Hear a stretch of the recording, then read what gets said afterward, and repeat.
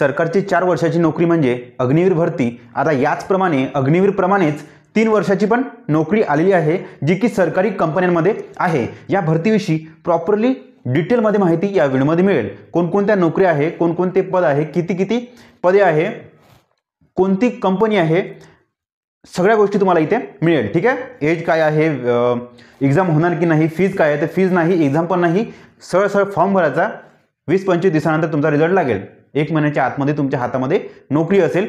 निश्चित तुम्ही हा फॉर्म भरा, कारण की याला अभ्यासही करायची गरज नाही, पैसे भरायची गरज नाही, पेमेंट करायची गरज नाही, कोणतीही फी नाही. ओके.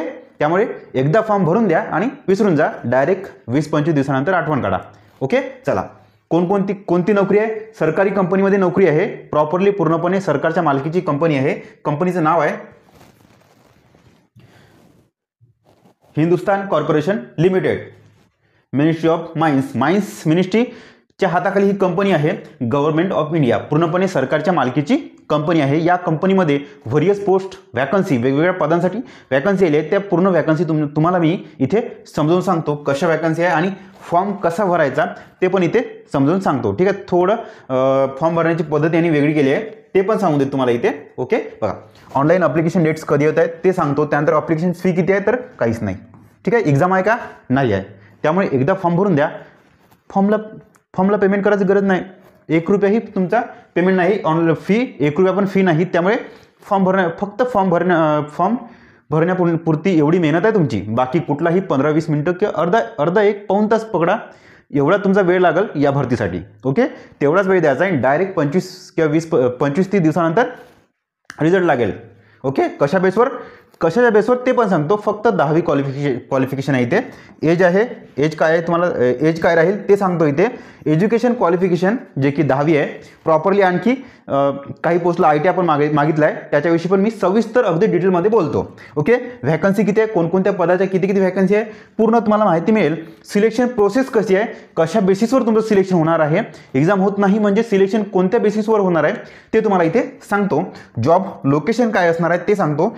जॉब प्रोफाईल सांगतो. तुम्हाला पगार वगैरे किती मिळेल.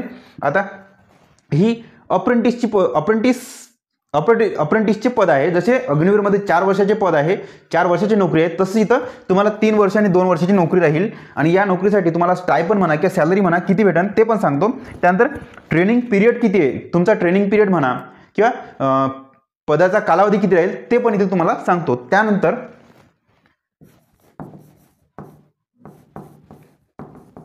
अप्लिकेशन प्रोसेस काय ते पण सांगतो. ठीक आहे. अप्लिकेशन प्रोसेस काय ते पण तुम्हाला मी इथे सांगणार आहो. थोडी वेगळी आहे अप्लिकेशन प्रोसेस, ते पण सांगतो. ऑनलाईन अप्लिकेशन आहे, काही वेगळं नाही. कसं आहे काय प्रॉपरली तुम्हाला व्हिडिओमध्ये सांगतो. अजिबात काळजी करू नका. ओके. सर्वप्रथम कोणकोणत्या जागा आहे, कोणकोणत्या पोस्ट आहेत ते थोडक्यात एक सांगून देतो. इलेक्ट्रिशियनच्या पोस्ट आहे, वेल्डरची पोस्ट आहे, कम्प्युटर ऑपरेटरची पोस्ट आहे, ब्लास्टरची पोस्ट आहे, कार्पेंटरची पोस्ट आहे, प्लंबरची आणि सर्व्हेअर म्हणजे सर्वे करणारा वगैरे पोस्ट आहे. ऑपरेटरचं स्पेलिंग इथे RE पाहिजे ना, नाही PE. ठीक आहे. OPERA. ठीक आहे. इत्यादी पद आहे तुम्हाला. आणि मेड माइनची पण आणि ब्लास्टरची पण पद आहे. एकूण जवळपास 11 आणि जवळपास 17 की 15-17 पद आहे. प्रॉपरली डिटेलमध्ये सांगतो तुम्हाला. पोस्ट वॅकन्सी कोणकोणत्या ते सांगतो. ओके. काळजी करू नका. अप्लिकेशन डेट्स पाहून घ्या महत्त्वाचे काय तर. तुमचे 1 ऑगस्टपासून फॉर्म भरणं सुरू झालं आहे. आत्ता फॉर्म भरणं सुरू आहे. लास्ट तारीख आहे 20 ऑगस्ट. क्लोजिंग डेट 20 तारखेपर्यंत तुम्हाला फॉर्म भरता येते. त्याच्यानंतर लगेच 8 दिवसानंतर 28 ऑगस्टला तुमचा रिझल्ट येईल. कशाच्या बेसिसवर रिझल्ट येईल ते पण सांगून देतो. ओके. आज फॉर्म भरला, लगेच 20-25 दिवसानंतर 28 ऑगस्टला तुमचा रिझल्ट लागेल. 1 महिन्याच्या आत तुमच्या हातामध्ये एक पोस्ट असेल. ओके. नेक्स्ट, अप्लिकेशन फीज 1 रुपया पण नाही तुम्हाला सांगितलं आहे. No application fee. त्यानंतर एज लिमिट 5 सांगतो काय तर 18 पासून 25 वर्ष जर तुमचं असेल तर फॉर्म भरा ओपनसाठी. SC/ST साठी 5 वर्ष सूट आहे, OBC साठी 3 वर्ष सूट आहे. ठीक आहे. SC/ST साठी 5 वर्ष सूट, OBC साठी 3 वर्ष सूट. शासनाच्या गाईडलाईननुसार सगळे इथे रूल्स लागणार आहे रिझर्वेशनचे, एज रिझर्वेशनचे. ओके. नेक्स्ट, एज्युकेशन क्वालिफिकेशन काय ते सांगतो बघा. मेड माइन्स म्हणजे काय, माइनमध्ये काम करणाऱ्या लोकांवर तुम्हाला इथे नियंत्रण ठेवायचं आहे आणि काही बाबतीमध्ये तुम्हाला माइन्समध्ये काम पण करायचं आहे. हा जॉब आहे तुमचा 3 वर्षाचा. ओके. ब्लास्टर म्हणजेच काय मित्रांनो, जेव्हा मी त्याला काय म्हणते जॉब प्रोफाईल म्हणा किंवा काय काम करायला लागेल त्या सेक्शनमध्ये तुम्हाला हे घेतो, सांगतो, काळजी करू नका. याचे मेट माइन आणि ब्लास्टर या महत्त्वाच्या पोस्ट आहे. त्याला फक्त आणि फक्त 10वी मागितले, ITI वगैरे काही मागितलं नाही, कोणतं शिक्षण मागितलं नाही. 10वी आहे ना, बस सफिशियंट आहे. एकदा फॉर्म भरून द्या आणि विसरून जा. 20 दिवस तुम्ही डायरेक्ट 28 ऑगस्टला वेबसाईट ओपन करून पहा. ओके. नेक्स्ट म्हणजे बघा, तुमचा जो नेहमीचा अभ्यास चालू आहे तो अभ्यास चालू ठेवा. तुमचा जो नेहमीचा अभ्यास चालू आहे तो चालू ठेवा, त्याला डिस्टर्ब करू नका. इथे फक्त अर्धा ते पाऊण तास तुमचा जेवढा वेळ लागेल फॉर्म भरायला, फक्त तेवढाच वेळ तुमचा घेईल ही पोस्ट. फक्त फॉर्म भरून ठेवून द्यायचा आहे आणि डायरेक्ट 28 ऑगस्टला तुमचा रिझल्ट आहे की नाही ते पाहायचं आहे. ओके. बाकी कशाचंही टेन्शन नाही. तुम्ही ज्या पोस्टचा, ज्या एक्झामचा अभ्यास तुमचा चालू आहे तो अभ्यास अजिबात तुमचा डिस्टर्ब होणार नाही. ओके. चला नेक्स्ट, डिझेल मेकॅनिक याला 10वी आणि ITI मागितले. बाकी सगळ्या ज्या पोस्ट आहे ना त्याला 10वी आणि ITI दोन्ही पण मागितले. ठीक आहे. त्यानंतर फिटर नावाची पोस्ट आहे, टर्नर नावाची पोस्ट आहे, वेल्डरची पोस्ट आहे. हे गॅस वेल्डिंग आणि इलेक्ट्रिक वेल्डिंग दोन्ही पण आहे. इलेक्ट्रिशियन नावाची पोस्ट आहे. त्यानंतर ड्रॉट्समन सिव्हिल आणि मेकॅनिकल दोन्ही पण आहे. कम्प्युटर ऑपरेटरच्या पोस्ट आहे, प्रोग्रामिंग असिस्टंट म्हणून. आणि सर्वेवर तुम्हाला सांगितलं आहे मी. नेक्स्ट,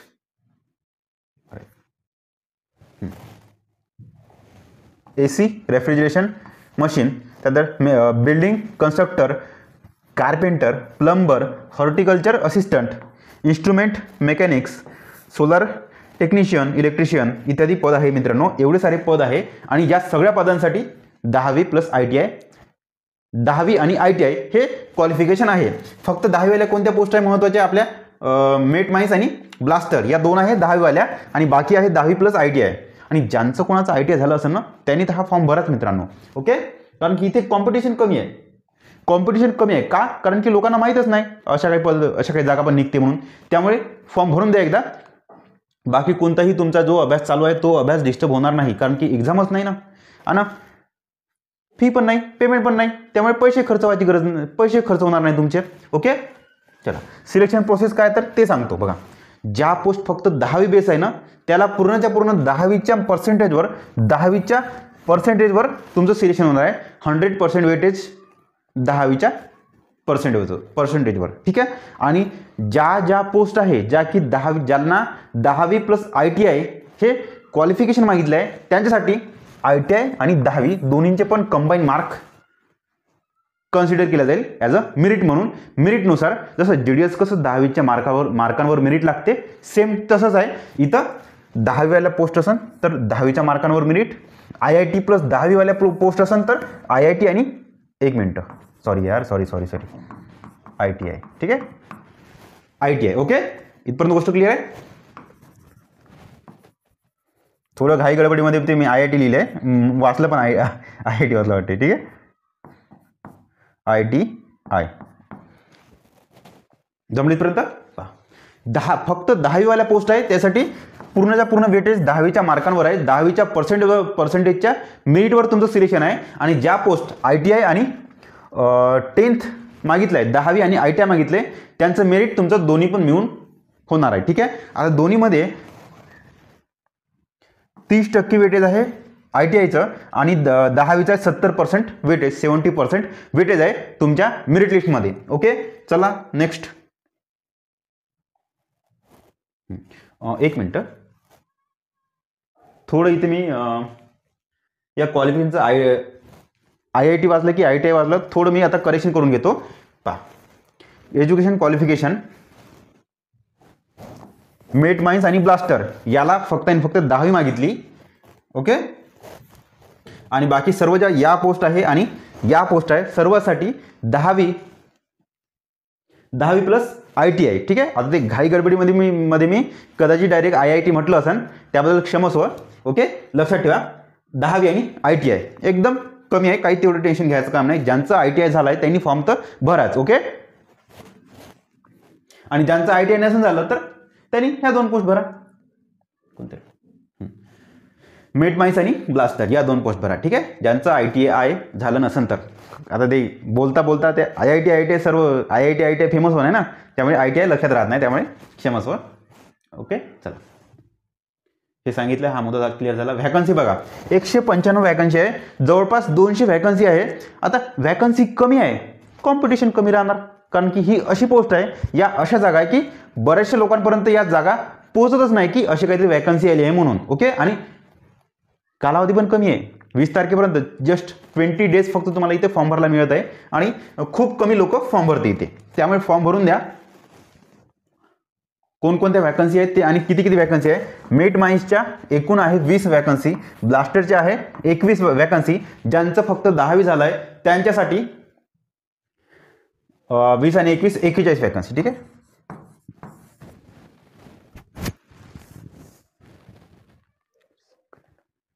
चला नेक्स्ट. 10वी पास किंवा 12वी 10+2. Okay next. हां, या पण व्हॅकन्सी आहे. त्यानंतर व्हॅकन्सी बघा आणि इकडे टोटल किती व्हॅकन्सी आहेत ते पाहून घ्या. सर्वात जास्त 36 व्हॅकन्सी कशाचं आहे तर इलेक्ट्रिशियनसाठी 10वी आणि ITI तुम्हाला मागितलेलं आहे. नेक्स्ट व्हॅकन्सी आणि इकडे टोटल पदाचे नाव आणि एकूण किती पदे आहे ते लिहिलं इथे शेवटी. नेक्स्ट जॉब लोकेशन कुठं राहील ते सांगतो. ऑल ओव्हर इंडिया आणि ऑल्सो इन महाराष्ट्र. महाराष्ट्रामध्ये पण तुम्हाला जॉब मिळेल आणि तुम्हाला मायनिंग लोकेशनवर पण काम करायला मिळू शकते. ठीक आहे. मायनिंग लोकेशनवर पण काम करायला तुम्हाला मिळू शकते म्हणण्यापेक्षा जास्तीत जास्त तुमचं काम मायनिंग लोकेशनवर राहील आणि ऑफिशियल वर्क खूप कमी राहील किंवा नगण्य राहील. ठीक आहे. ऑफिशियल वर्क एकतर कमी राहील किंवा ना की बरोबर अजिबात नाही राहणार. ठीक आहे. कारण की इलेक्ट्रिशियन म्हणा किंवा हे जे पद आहे जॉब प्रोफाईल मी तुम्हाला सांगतो ना, टेक्निकल वर्क आहे पूर्णच्या पूर्ण. ऑफिशियल वर्क काही प्रमाणात राहू शकते किंवा नगण्यच आहे. बेस्ड ऑन पोस्ट, जे पोस्ट आहे तुमचे, जे पद आहे तुमचं, आता एवढे 17-18 पद आहे, त्या पदापैकी तुम्हाला कोणतं पद भेटते त्यावर डिपेंड करते की तुमची जॉब प्रोफाईल काय असेल, तुम्हाला कोणतं काम करावं लागेल. ठीक आहे. आणि तुम्हाला फील्ड वर्क राहणार आहे, ते बाहेर जाऊन काम राहील, मायनिंग लोकेशनमध्ये तुमचं काम राहील. ठीक आहे. जॉब प्रोफाईल प्रत्येक पदानुसार सांगतो. मेट माइन्स म्हणजे काय तर तुम्हाला माइनमध्ये जाऊन काम करायचं आहे, माइनमध्ये जाऊन एकतर काम करायचं आहे आणि सोबतच तुम्हाला तिथे काम करणाऱ्या एम्प्लॉईजवर नियंत्रण ठेवायचं आहे, लक्ष ठेवायचं आहे. त्यानंतर ब्लास्टर म्हणजेच काय मित्रांनो, जे मायनिंगमध्ये बघा ब्लास्ट वगैरे होते, त्या ब्लास्ट होण्याआधी तुम्हाला प्रॉपरली तिथे नियंत्रण वगैरे करायचं आहे, सगळ्या गोष्टी तिथे हँडल करायच्या आहेत. ठीक आहे. Next diesel mechanism, fitter, turner, वेल्डरमध्ये काय वेल्डिंग, इलेक्ट्रिशियन तुम्हाला ऑलरेडी माहीत असेल. बघा हे जे आहे ना, याच्यावर प्रॉपरली समजतेच नाही तर कशाचं काम आहे तर. ठीक आहे. त्यानंतर सर्वेअर म्हणजे काय तर तुम्हाला सर्वे करायचा आहे, त्या लोकेशनच्या माइन लोकेशनचा सर्वे करायचा आहे. ठीक आहे. त्यानंतर आहे मित्रांनो हे या रेफ्रिजरेशन मशीन वगैरे, म्हणजे ऑफिसमध्ये तुम्हाला ACची व्यवस्था पाहिजे तिथे. त्यानंतर बिल्डिंग कन्स्ट्रक्टरच्या पोस्ट आहेत तिथे. कार्पेंटरचं तुम्हाला काम ऑलरेडी माहीत आहे. प्लंबर वगैरे या प्रॉपरली याच्या नावावरून समजते ना कसे काय तर. ओके. एकंदरीत पाहता तुम्हाला स्टायपेंड म्हणायचं 12,000 राहील. ठीक आहे. 12,000 ते 13,000 तुम्हाला स्टायपेंड राहील, सॅलरी किंवा स्टायपेंड तुम्हाला म्हणू शकते. आणि हां, किती वर्षाचा तुम्हाला कालावधी आहे ते पण सांगून देतो मी इथे. मेट माइन्स आहे, ज्याला तुम्हाला 3 वर्ष काम करायला मिळेल. 3 वर्षाचा हा जॉब आहे. ट्रेनिंग ड्युरेशन 3 वर्ष आहे. 3 वर्षाचा हा जॉब आहे. जसं अग्निवर 4 वर्षाचा जॉब आहे, तसंच हे इथं मेट माइन्स हा 3 वर्षाचा जॉब आहे. ब्लास्टर 2 वर्षाचा जॉब आहे. आणि बाकी सर्व पद एका वर्षाचे आहेत, एका वर्षाचे आहे. ओके. बघा आता बघा सर्वात नेक्स्ट